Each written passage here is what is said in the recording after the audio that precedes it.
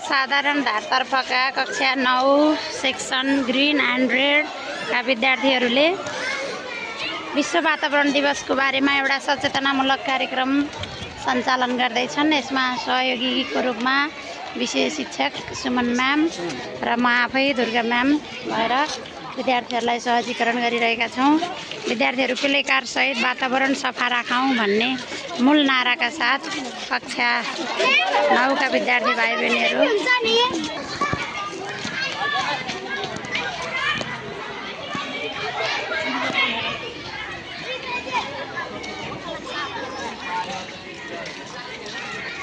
त्यसरी साधारण धारतर्फका विद्यार्थीहरूले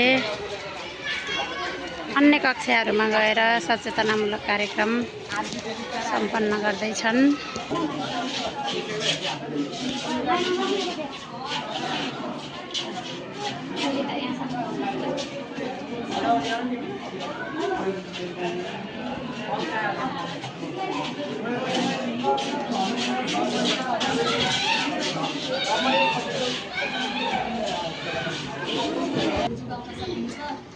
अनि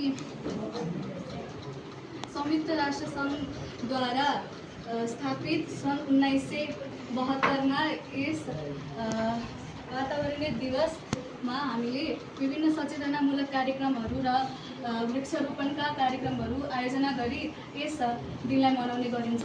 त्यसै अन्तर्गत हामीले यस डायग्राम बनाएर तपाईहरुलाई प्रस्तुत गर्न आएका छौँ। यस अन्तर्गत हाम्रो यस भागमा चाहिँ हाम्रो वातावरणीय प्रदूषण देखिएको छ भने यस भागमा चाहिँ हाम्रो म आफ्नो भनेर यही टोक्न चाहन्छु।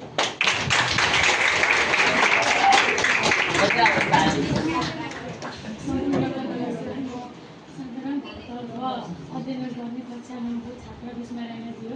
आज हामी साधारण धारतर्फको कक्षा 9 का विद्यार्थी भाइ बहिनीहरू हामी आफ्नो आज साझा प्रस्तुति लिएर आएका छौँ।